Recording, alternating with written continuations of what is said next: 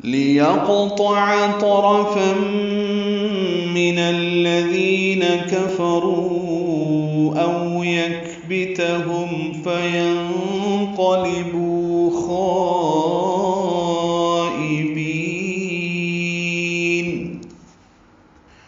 لِيَقْطَعَ، لام کو جلدی پڑھنا ہے، لمبا نہیں کرنا، یا کو قوف سے ملانا ہے، قوف ساکن ہے، اس پہ قلقلہ ہوگا، قوف کو موٹا پڑھیں گے، پر کریں گے، حروف مستعلیہ میں سے ہے، تو پر ہے،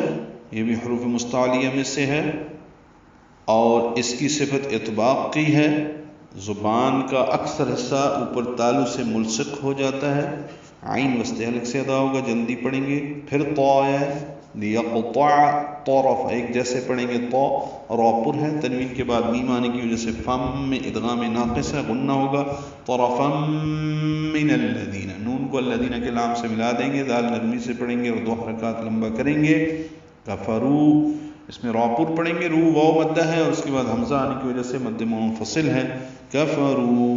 او، یہ او واولین ہے، یکبتہم، کاف ساکن ہے، اس پہ ہمس ہوگا، کاف باریک پڑھا جائے گا، تا بھی باریک ہے، ہم میں میم ساکن پہ اظہار شفوی ہے،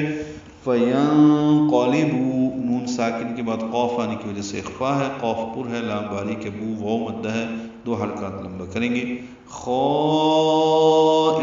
میں خا الف مدہ اور اس کے بعد حمزہ ہے، یا کی شکل میں لیکن ایک ہی کلمے میں ہے، مد متصل، لمبا کریں گے ہم 4 حرکات سے زیادہ، خائبین، بی یا مدہ ہے اور نون ساکن پہ جب وقف کر رہے ہیں تو با کو اور لمبا کریں گے اور نون ساکن پہ اظہار ہوگا، مد عارض سکون بنائیں گے بین میں، اور اس مدد کا باعث یہ ہے تاکہ اللہ کافروں کے ایک گروہ کو جڑ سے کاٹ دے اور انہیں شکست خوردہ کر کے رسوا کرے تو وہ نامراد ہو کر لوٹ